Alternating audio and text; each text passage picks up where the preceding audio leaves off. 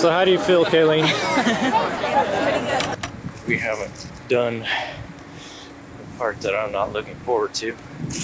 My husband's great. He really is. He's very respectful to me. I mean, he spoils me. He takes care of me. I'm getting pretty close to that time. This is what I got to do. I don't even question it anymore. At this point, I don't know what's going to happen. I may get caught right away. I mean, I could basically be dead in 2 weeks or 3 weeks. I don't know. It's all up to chance at this point. Hey guys. Nice, look at all that smoke. Oh my gosh. Though his family didn't yet know it, something was off with Peter Keller. What follows is found footage that just might be some of the most disturbing recordings ever filmed. Documented like a YouTube video, the video diaries Peter created provide a rare glimpse into the mind of a killer and document how something that may have begun as an innocent hobby ultimately manifested as unbelievable cruelty. Sit there and think about stuff.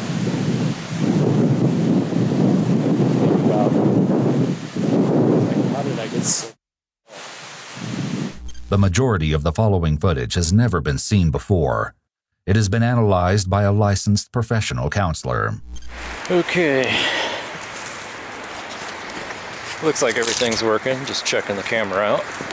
Since this is the first time watching myself, I hate watching myself. It's like, man, that's the way other people see me. So it's gonna take some getting used to. Not used to talking into a camera.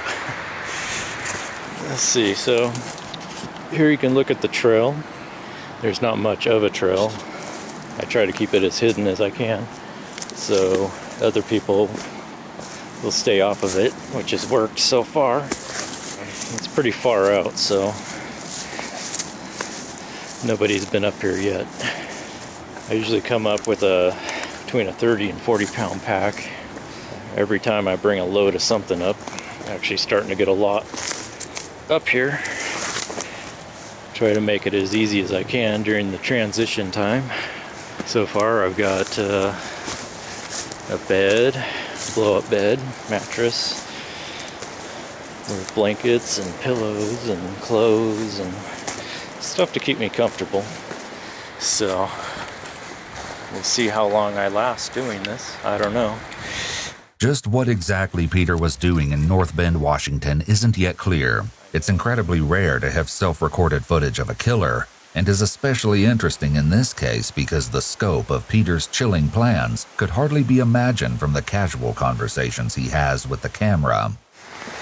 Basically come up here on the weekends or on a Friday, weekday, whenever the weather permits, or depending on what I'm doing, at least once a week.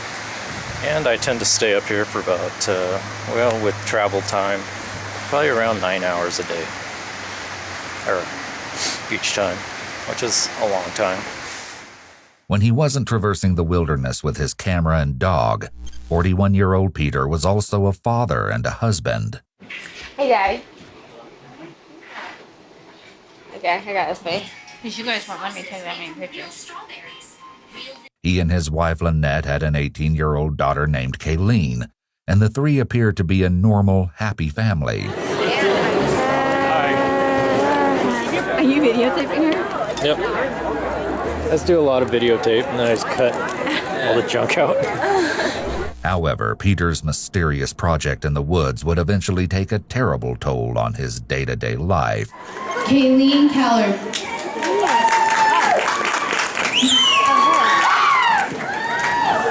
All right, so how do you feel, Kayleen? No more high school, yay! Feel different? No? You don't feel different? You got a new life ahead of you. No more freaking school. Well, high school.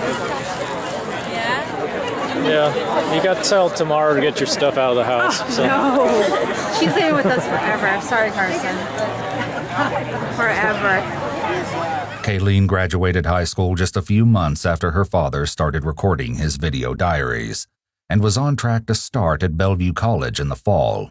In addition to her interest in environmental preservation and gaming technology, she also appears to have shared her father's interest in cameras and dabbled in the hobby of videotaping as well. Can you take a picture of me and sell me on eBay? I'm so sorry. What are you doing? Bill, I could have used your support. I came straight from the airport as soon as I heard. Yeah, I don't like that number. Please. Come on, talk. Lynette also sometimes used the camera to film videos she uploaded to YouTube. Hi everyone. My little puppy's looking outside. Okay, I got a lot of stuff to show you guys that I'm going to put in my store. I'm so excited. This is bag 2. And I had so much fun making these too. You guys got a lot of products in here. I want to first show you, look at Dino. He just got a haircut a couple days ago. My husband was like, he's looking too scruffy. I am a very shy person, and doing these videos really helps me open myself, because I figured if somebody doesn't want to watch it, then don't watch it. I'm not forcing you to. So these videos really help, and he really helped me. While Peter worked to refurbish computers, Lynette struggled with medical issues, and as a result, wasn't able to work full-time. My husband, a few months ago, went out and bought me this big recliner for my back, and I just now starting to use it, and he's so happy. Usually I just sit on the left seat. I love this chair. He's here, he's supporting me, he takes care of me. Even though I can't go back to work and I'm home in pain all the time, he gave me my scrapbooking room with my dream come true. She made and sold custom paper flowers and shared her scrapbooking hobby in local fairs to bolster the family's income. Oh my gosh, I'm so excited. Pretty much this is my anniversary present. I'm so thankful that my husband was able to give me that so I could stock up on supplies for me. And I also got some stuff for you guys too. Even my husband was looking at this and was just like, oh my gosh, look at the detail. From an outside perspective, it appeared that although the family faced challenges, they were sticking together and making things work. But as later events would reveal, all wasn't going as well as it appeared. You can watch me open this thing. This thing's always so heavy, but works good. This impressive structure, affectionately nicknamed Camp Keller, was what kept Peter occupied in the woods for so long. Disguised as part of the hillside, the only thing that might give its presence away is a temporary tarp stretched over part of the roof, but Peter took care to conceal that with brush. This is something I wanted to do probably since I was a teenager, to make a home underground somewhere so I didn't have to live around people. One of my projects today is to take all this wood that I've cut up recently and stack it up, pull it down, so if somebody stumbles out here, it not as noticeable. It's just now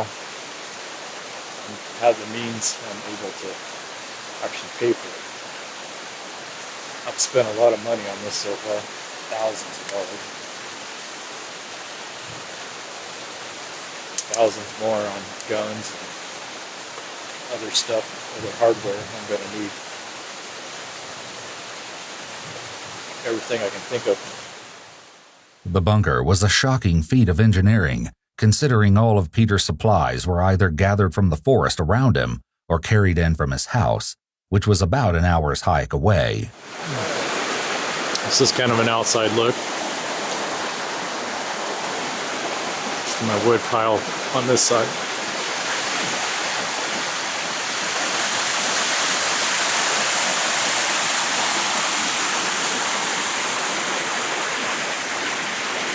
In addition to the tools and materials he needed to build the bunker, Peter carried a significant amount of food, drinks, and creature comforts into the camp.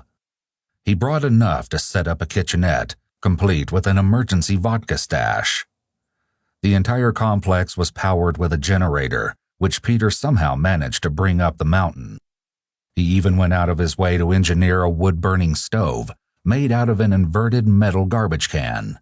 He rigged a chimney to funnel the smoke up and out of the residence.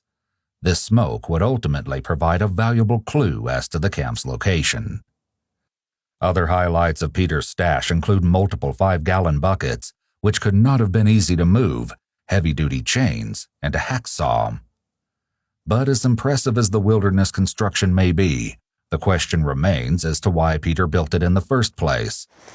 I just feel like I'm getting knocked back every time financially. My wife is just gonna suck all the money out that I have. And I'm so excited because I can actually afford these deals. My husband, he gave me some money to go in here, so I'm like so excited. All right, I'm getting ready to move one of these big beams in. This thing is pretty heavy, soaked with water, which makes them very heavy, makes it a real bitch.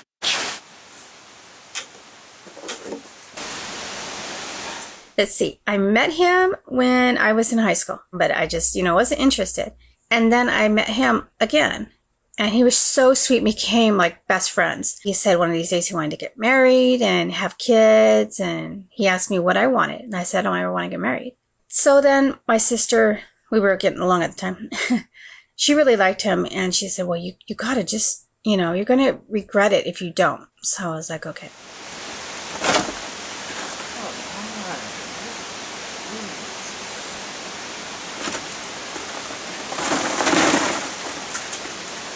Then 3 months later, he started talking to me about marriage. And I was like, dude, I told you I don't want to get married. Stop pressuring me. We've only officially been together for 3 months. He actually started within a month. And I was just like, no, you got to stop. So finally, a little over 3 months, he asked me to marry him. I was like, of course I'll marry you. And I grabbed the ring and put it on my finger. I was just so excited. Jesus Christ, God.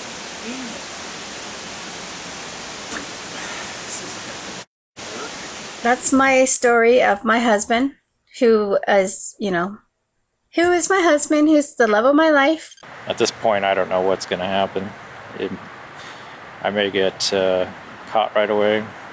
I mean, I could basically be dead in 2 weeks or 3 weeks. I don't know. It's all up to chance at this point. So I don't think anyone knows where I'm at. But if they put it together, who knows? At this point, I have to take that chance. So it's just going to be a point of, go as far as I can. I do have my escape, and that's death. And I'm okay with that. So I'm getting to the point where just trying to live and pay bills and live as a civilian and go to work. He's a great guy. He stuck around with me. I'm, some guys are kind of leave when you get that, it's part of your vows. But anyways, I don't want to get on to that. It just freaks me out. It's actually more comfortable for me to think about living out here, robbing banks, pharmacies, just taking what I want for as long as I can. At least it'll be exciting. It won't be boring. And I don't have to worry about Lynette or Kayleen. And everything will be taken care of. It'll just be me. Peter's complaints are all too common, but could indicate the presence of major depressive disorder. Additionally, Peter is doing a lot of fidgeting in this video, signifying that despite what he's saying out loud, his thoughts might be giving him a lot of anxiety. Perhaps this stems from the fact that, as some of Peter's cryptic comments hint, there's a much darker aspect to his fantasy than he lets on. Well, I wanted to get a video log in because we haven't done part that I'm not looking forward to. I'm getting pretty close to that time. I'm guessing probably a couple months away, maybe 3. So yeah, I know I can, once I do this, I could either die then, maybe something will happen, or a few days or weeks, or maybe even years. My goal is to make it 10 years, but that's the other hard part. To to not care about dying and to still care about the project. Peter's comment that he wants to survive for 10 years out in the woods complicates an already strange situation even further. He isn't just aiming to leave his day-to-day life and job behind. There are Lynette and Kayleen to think about, and so far, he hasn't shown any interest of bringing them along on his adventure. Go ahead and open this. Oh my goodness. You are so sweet, you guys. Sorry I'm whispering. My husband's sleeping and our little doggy's sleeping with him. Last time I was doing a video, I was talking too loud and he woke up and came out here. Part of me has a hard time even imagining doing what I'm going to do, but as I think about it, I always come up to the same conclusion every time. I'm starting to get more okay with it. Other times I feel like I'm more than ready. I've tried to make it in this world and it just isn't happening. I'm 40 now and I am running out of time. I don't even question it anymore. It just seems like everything makes so much sense now. You know, just the more I've thought about it, the more I understand it. I don't really feel bad about it. It's just the way it is. You know, certain things happen that cause this to happen. So, just kind of accepted it and just rolling with it. Well, this is it. Home sweet home.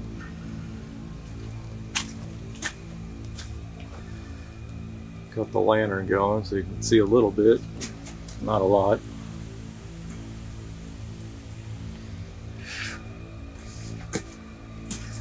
You know, I often wonder if what I'm doing is the right thing.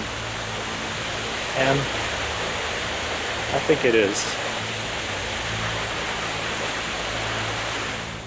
These statements, though shocking, actually align with the earlier theory that Peter was suffering from a serious depressive disorder. You know, as I do this for hour on hour, it's like I just sit there and think about stuff. Think about, like, how did I get so f***ed up? How did so many things go wrong?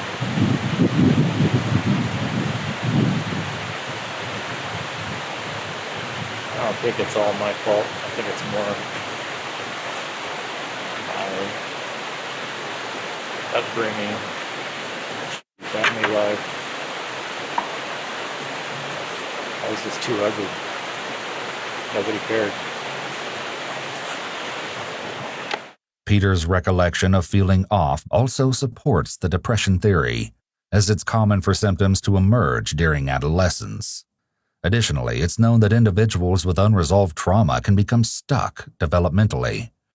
This could very possibly be what happened to Peter, as he previously mentioned that he'd wanted to build a camp like this since he was a teen. If he became emotionally stuck at that point in his life, it could explain his apparent resentment for his family, along with the continued desire to depart from society. Yeah, basically last year has been really tough on me. Been coming to terms, realizing just how pathetic I am. And there's just no hope. But it's tough. Wasn't interested in anything anymore. Couldn't motivate myself. All I did was work on this. This was the only thing that would make me feel better. But I think I've come to terms with it.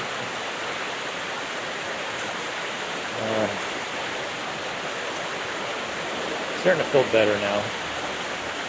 I'm not quite sure why exactly. If it's just that I'm getting this further along, or maybe I've just come to terms with what I am, my situation, and kind of working through it. You know, I've tried. I always keep going back to the same person I am.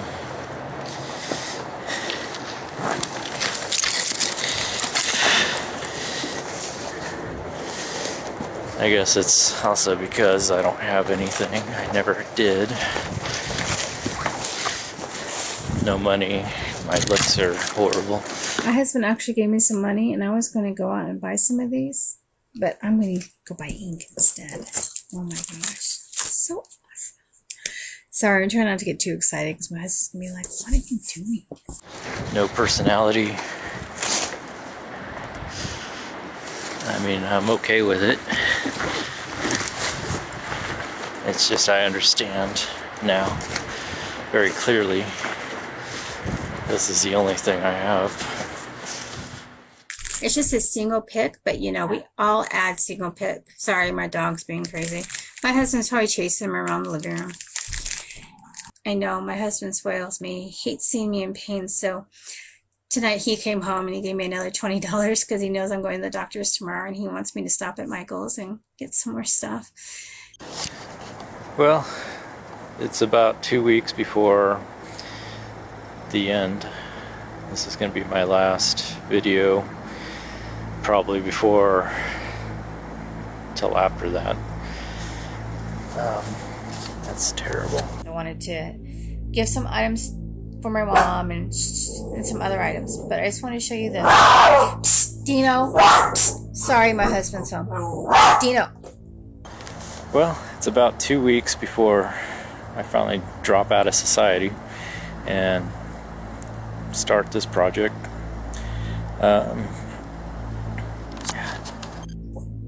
Sorry. The cute little puppy, right? So these are the items that are in there now. They're hard plastic. Stop. Well, it's about 2 weeks before we finally drop out of society, fully commit to this. This is probably going to be my last video till after that. Here we can see that Peter actually does retakes instead of being fully candid, like other videos suggest. This, along with the comments he's made about his appearance, seem to indicate that Peter cares deeply about how people view him. The retake suggests he's purposely curating how he appears to anyone who views these tapes. He wants to make the best possible impression. Again, this could tie back to major depressive disorder and childhood trauma. Teenagers often act as though they have what's known as an invisible audience, the idea that people are watching them all the time and judging their looks and actions. From what we see in the videos, Peter seems to still be acting like this at age 41. This type of behavior can also be found in individuals with narcissistic tendencies. The question of Peter's intentions would be one of the first mysteries police faced when they became involved in the situation on April 22, 2012. It was a quiet day in the mobile home park where the Keller family lived when, seemingly out of nowhere, several neighbors heard what they believed to be an explosion. When they saw flames coming out of the windows of the Keller home, the neighbors summoned the fire department. Firefighters swarmed the home, climbing on top of it, even as the blaze ate through the roof. They had no idea just how seriously they were risking their lives until later. Once the fire was doused and investigators entered the residence, they discovered Peter Keller was nowhere to be found. Iwu spoke with Cindy West, a retired police sergeant who worked on the Keller case, in an exclusive interview. I was actually the public information officer, and I think it was a weekend, because I was actually heading out of town and I got the phone call. So I turned around, came back into town, and arrived up there in North Bend, and then the investigation started there. And as the investigation went on, it just snowballed from what the heck happened to, wow, this is bigger than I think anybody thought at the start. For those of you who aren't familiar, a public information officer handles all inquiries about an active case, providing private citizens as well as the media with information that's been approved for release. As such, Cindy was intimately familiar with the inner workings of the Keller case. The day of the fire, tracking down Peter became the police's highest priority. In just a few hours, they located his vehicle parked downtown. The keys were left inside, but there was no evidence as to where he might have gone. When they entered his workplace to ask where Peter might be, all his co-workers could offer was that Peter had already left for the day and had stated that he might be back tomorrow, next week, or possibly never. Police also discovered that Peter had recently withdrawn $6,200 from the family bank account. Everything suggested that Peter was either in danger, running, or both. For now, police had no idea where he could be hiding. But they weren't clueless for long. Police got lucky when searching Peter's home and unearthed a hard drive containing Peter's video diaries. Combined with what else was discovered in the residence, the investigation went from serious to downright bone-chilling.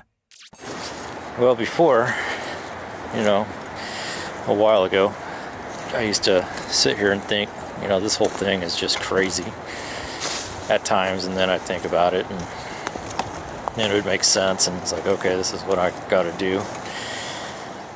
Peter's decisiveness in this clip, paired with the horrific details of what police had found in the remains of his home, would likely be shocking to even the most seasoned law enforcement official. They were at a complete loss when it came to explaining how and why this had happened. Only time would reveal the haunting truth.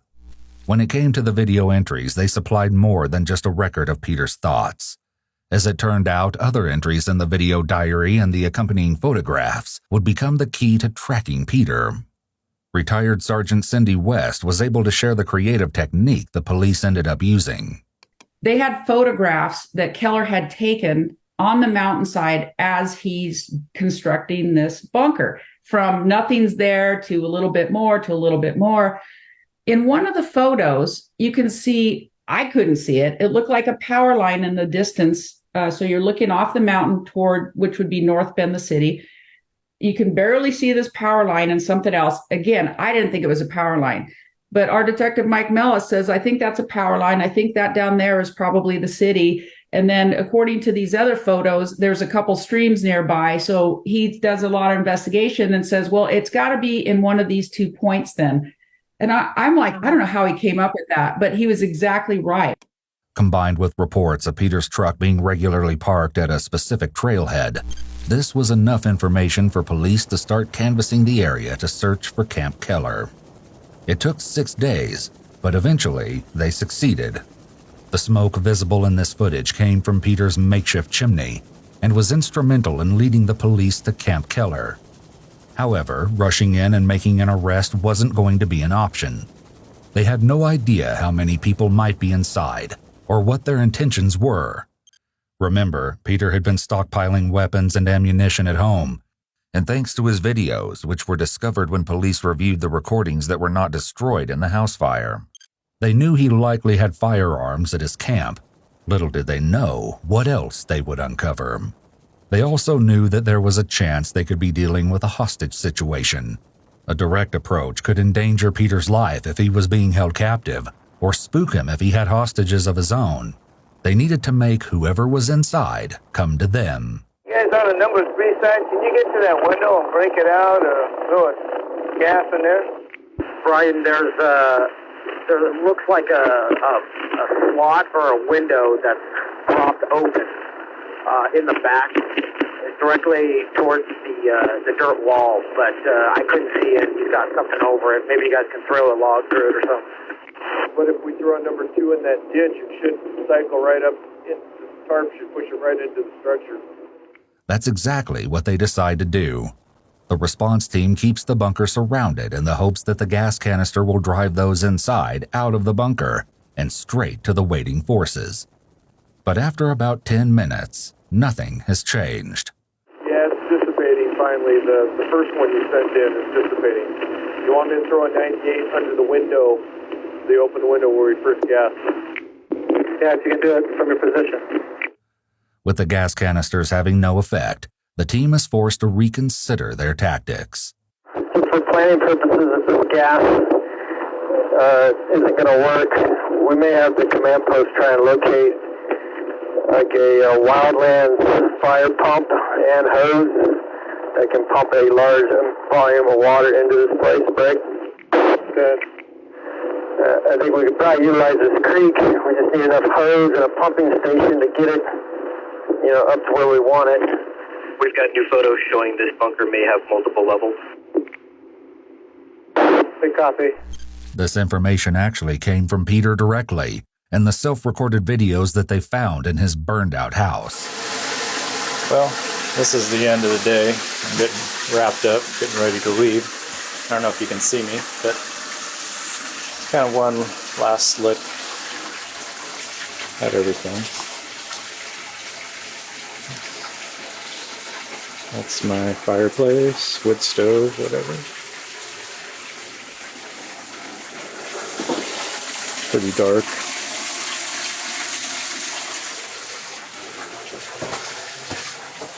Now we're going upstairs.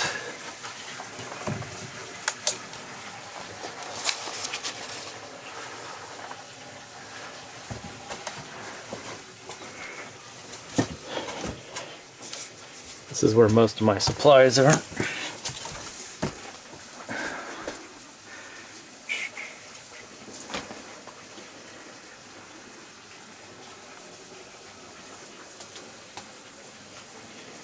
Pretty well stocked up. My window.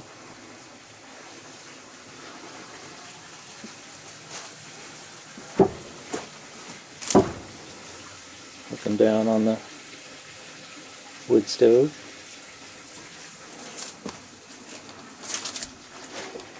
And that pretty much wraps it up for the day. Finally, police resorted to throwing a grenade towards the bunker. When even an actual explosion failed to get results, police knew that they would have to be the ones to approach. After a full day of besieging the bunker, they decided to break through the roof. You might be wondering why a house fire investigation demanded such an extensive response. As a matter of fact, it didn't. After assessing the situation, investigators concluded that they were dealing with arson, but that would all change when they made their way into the home and stumbled upon a disturbing discovery. It wasn't a subtle attempt either. The remains of a red gas can were found melted onto the stove, where it had been placed in a skillet to heat up until it ignited. Police found several other gas cans throughout the residence, boxes of ammunition, and a homemade explosive device. Investigators could only assume it was meant to be triggered by the fire in order to destroy the house and everything inside. Had the fire team arrived just a few moments later, it could have gone off while they were on the roof, potentially costing them their lives. Police believed that this evidence was meant to be destroyed in the fire, along with the video diaries, but those items were hardly the most shocking thing they discovered. There were 2 bodies in the bedroom of the Keller home, untouched by the fire. Tragically, the bodies were identified to be those of Lynette and Kayleen Keller. They had both been shot in the head. Nice. Nice, look at all that smoke, oh my gosh. Okay, make sure you don't touch this, Okay. because this gets really freaking hot. It seems that what Peter's video diaries have been hinting at the entire time was killing his own family. Part of me has a hard time even imagining doing what I'm going to do. But as I think about it, I always come up to the same conclusion every time. I'm starting to get more okay with it. Retired Sergeant Cindy West was once again willing to share her thoughts on the tragedy. I don't think either of them knew it was coming. Again, based on the conversations that we had with friends of both of them, it sounded like he was a loving, great husband. So I think they're both blindsided by it. And, I don't know. This case just racks my brain.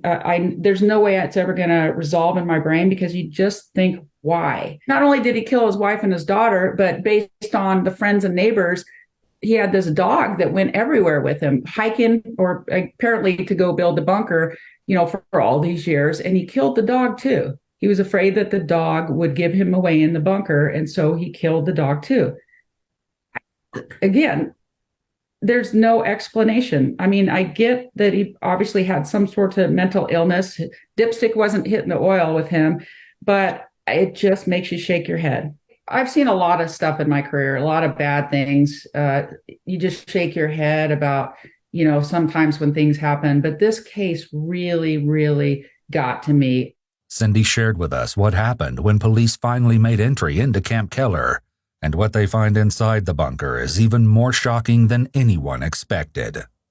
When our TAC 30, aka SWAT guys, discover the bunker, of course, they surround it, make sure everybody's safe, let everybody know what's going on before they hail to him saying, hey, come on out with your hands up, yada, yada, all that. And it was just a short time after they initially tried to make contact with him that they heard a pop.